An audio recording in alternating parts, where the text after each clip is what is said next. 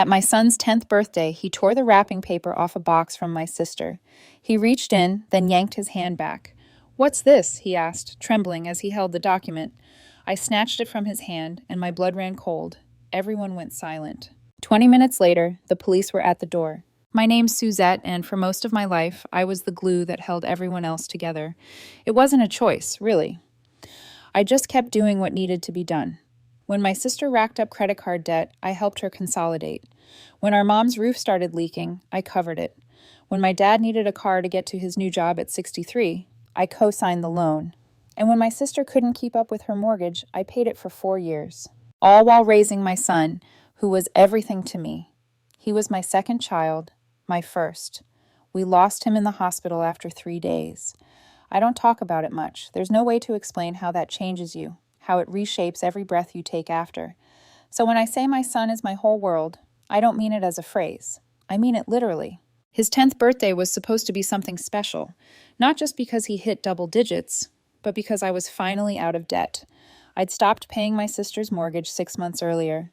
She didn't take it well, but I told her I couldn't keep holding everyone else up while trying to build a future for my kid. She hadn't spoken to me since, so I was surprised when she showed up that day. She came late. Everyone else had already arrived. My parents were there. They'd come together even though they divorced 2 years ago, and a few of my cousins, my son's school friends, and our neighbors.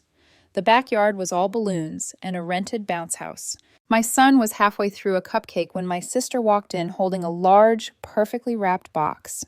She smiled like nothing had ever happened. No mention of the 6 months of silence. Just walked over, kissed my mom, waved at the guests, and handed my son the gift. He looked at me first. He was hesitant. That was unusual for him. He's always been so open-hearted, so trusting. But something about the way she handed it to him unsettled him, so he took it. He tore the paper off quickly. I remember I was refilling drinks at the time, but the room suddenly got quiet. No music, no chatter, just silence. I looked over and saw him holding something in both hands, arms stiff, frozen like a statue. He didn't smile, didn't laugh, just looked at it, confused. "What's this?" His voice cracked a little. I walked over and he handed me the paper. It wasn't a toy. It wasn't a card. It was a legal document. I thought maybe it was a joke, some kind of weird prank. But when I read the first few lines, I felt my legs go weak. It was a custody petition with my sister's name on it. Filed, stamped, signed. I snatched it from his hands and read faster.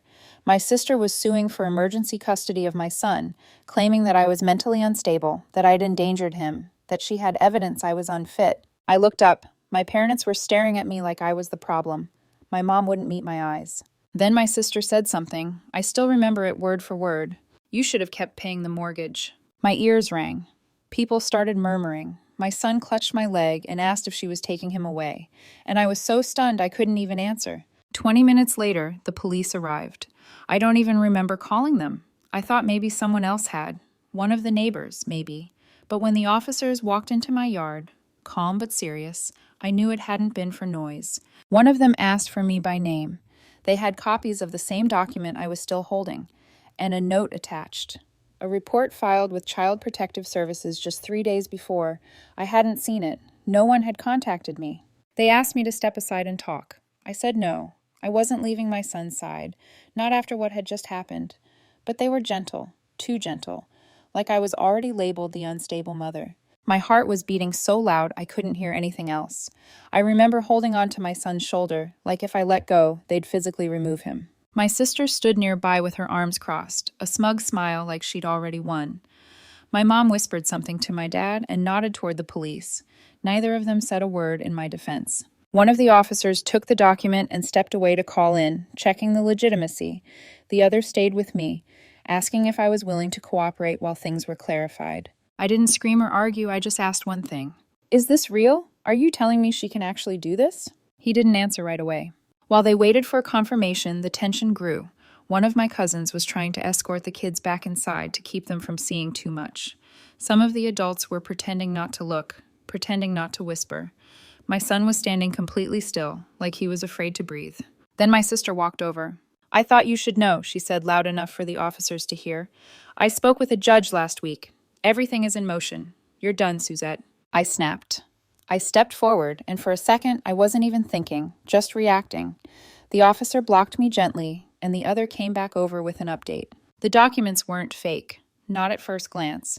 The system showed they'd been filed. Not yet processed fully, but enough that the police were required to respond because the report from CPS made it seem urgent, dangerous. She claimed I was having episodes, that I'd left my son home alone multiple times, that I had a history of depression I hadn't disclosed. My sister knew exactly what she was doing, and she'd waited for his birthday to drop it all. The officers told me no one was being taken today. Not yet, but until the court hearing, I had to agree to certain conditions. My sister, unbelievably, was listed as an emergency contact and temporary guardian if anything happened to me. They asked if she could take my son for the weekend, just while the paperwork was reviewed. My parents backed her. They actually defended her in front of everyone, said it was just temporary and I should stop making a scene. My mom even said maybe this would force me to face reality.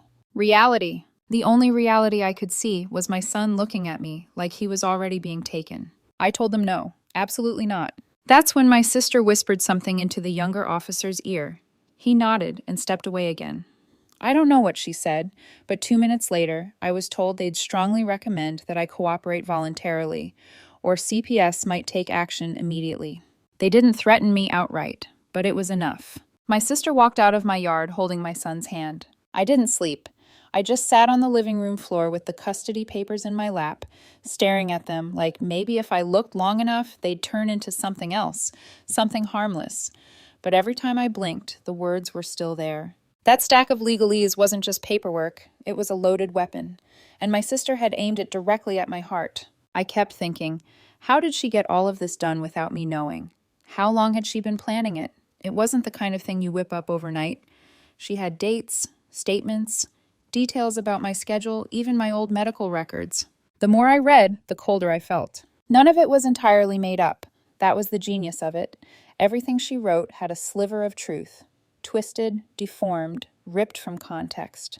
Yes, I had a history of depression from when I lost my first baby. It wasn't a secret.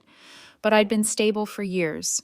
My doctor even wrote a letter confirming it when I applied for a teaching license. She had taken that old pain and repackaged it as instability, claimed I had erratic episodes, claimed I screamed at my son, that I'd left him home alone multiple times. That never happened. Never. I was at the police station first thing the next morning. I asked to speak with someone, anyone, who could walk me through what was happening. They were polite but passive. They kept telling me I had to let the process play out. They said her documentation was in order and that a custody claim, even an emergency one, didn't mean I was being permanently separated. They made it sound procedural, like I should be calm, rational, cooperative. I told them she was doing this because I stopped paying her mortgage. I told them it was revenge, not concern. They nodded like they'd heard 1,000 versions of that story. I asked where my son was. They said officially he was with a temporary guardian for 72 hours under CPS observation. That guardian, of course, was my sister. She hadn't taken him. She was complying with the system. They kept using that phrase, complying with the system. My hands shook the whole drive home. I called CPS next. I thought maybe I'd get further with them, but again, the same wall. They said an investigation was underway. They said I would be contacted soon. When I asked what the accusation against me was, they told me the report claimed I was emotionally unstable and had endangered my son by neglecting his needs. I asked for the evidence. They said it would be reviewed internally. Everything felt backward, like I was guilty until proven innocent. Then I called my parents. No answer. I called again and again. Still nothing. I drove to their house. My mother opened the door halfway. She didn't invite me in. She looked tired, like she'd already decided how this story ended. She told me I was being dramatic, that I was escalating things, that I needed to let it play out and not make things worse.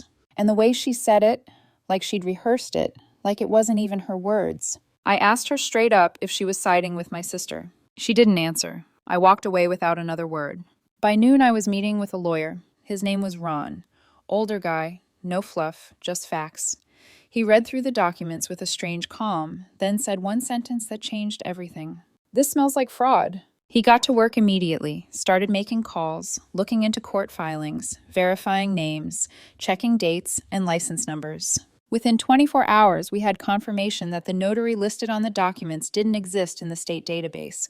The judge's signature, the one that had made the whole petition look official, was forged. My sister had taken an old legal document, copied the layout, and inserted new claims, dates, and her name. She filed it through someone she knew at the courthouse, hoping it would sneak past the radar long enough to seem legitimate. She wanted the system to believe it was real long enough to scare me or win by default. Ron filed an emergency injunction. We notified the court. I submitted a restraining order request and contacted CPS directly with my custody records, health clearances, and character references from 2 school administrators and my employer. But none of that meant she had to return my son immediately. That's the part no one tells you. You can be right. You can have proof. But the system doesn't fix itself overnight, especially when there's a child involved. Every correction comes with paperwork, signatures, review boards. Nothing moves fast, not even justice. My son called that night from her phone. He said, "Mom, are you mad at me?"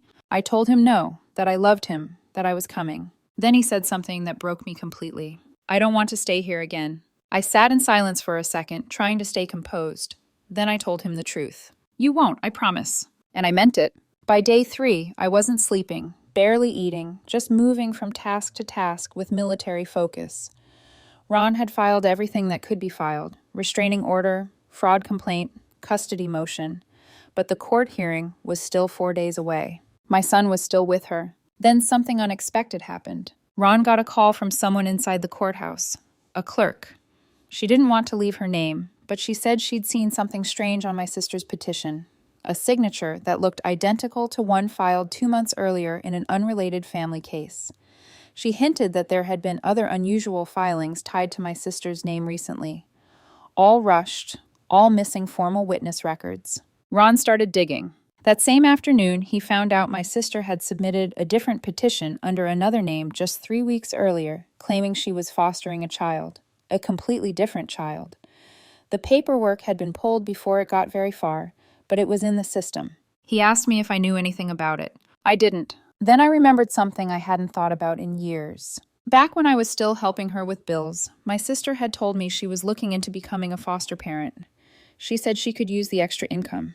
I'd brushed it off at the time, thinking it was just another one of her half-baked ideas.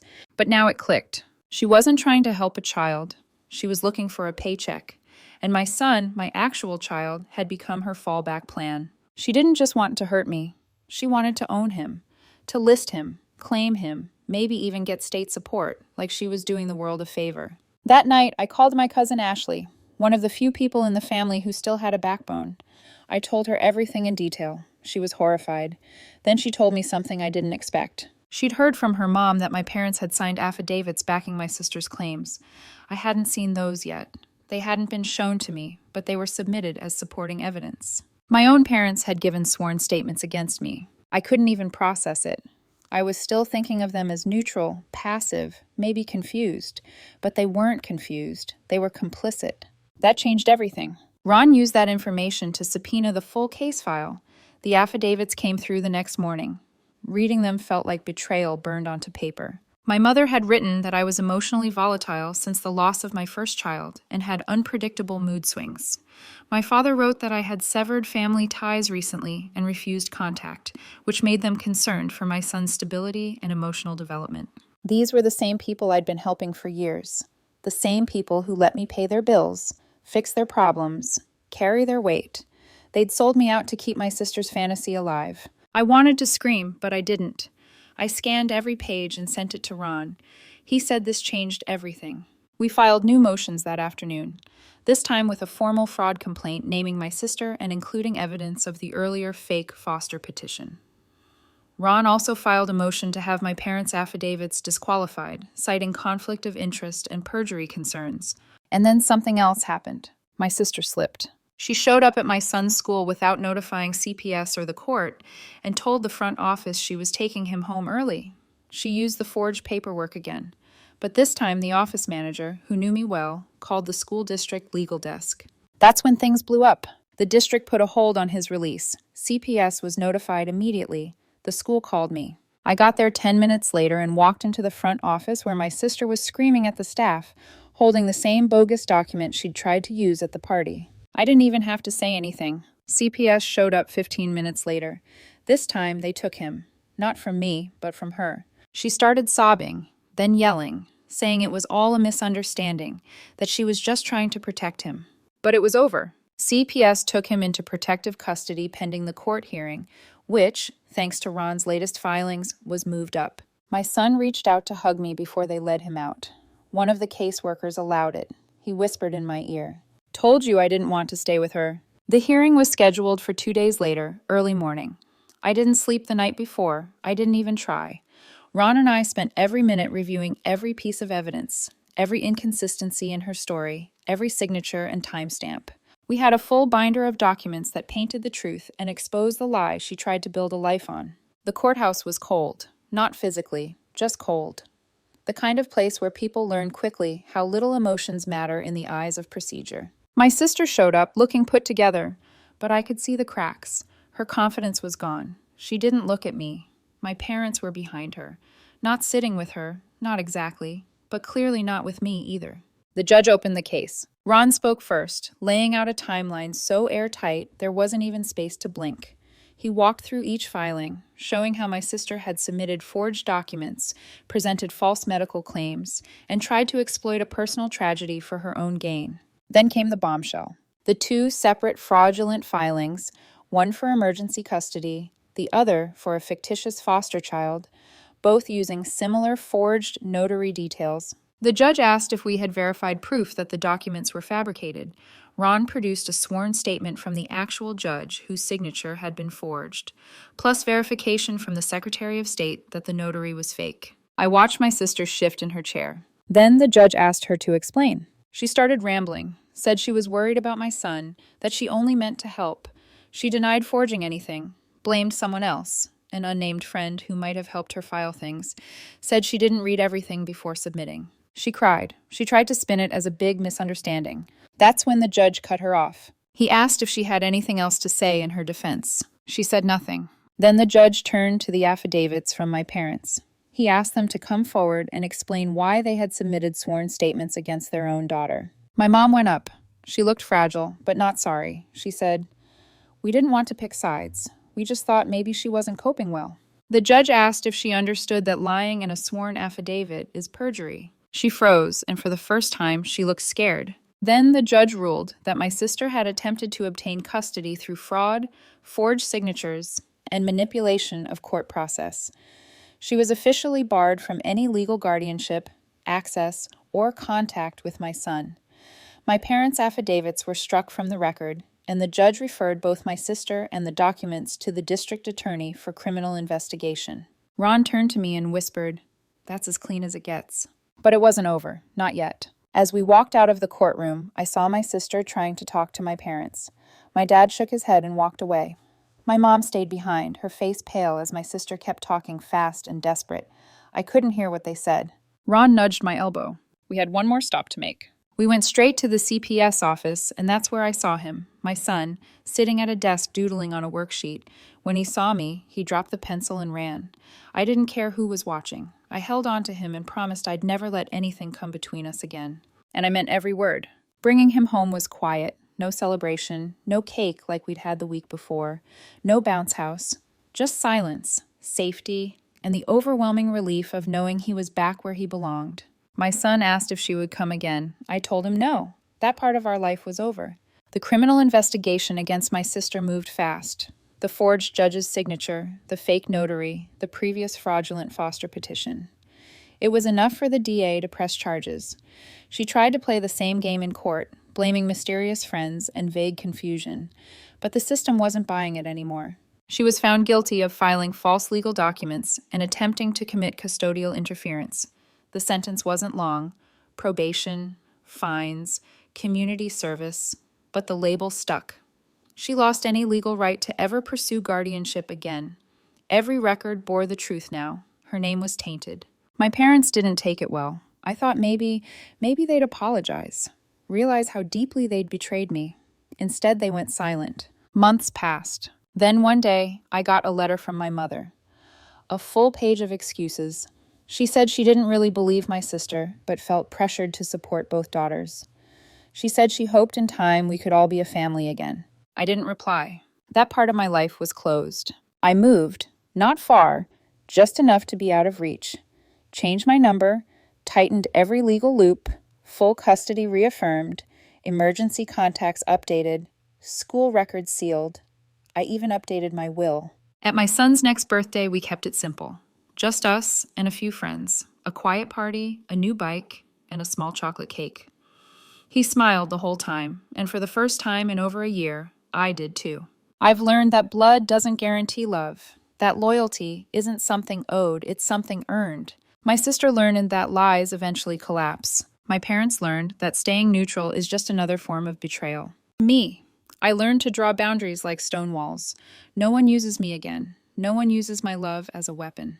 And no one comes for my child. Not ever again.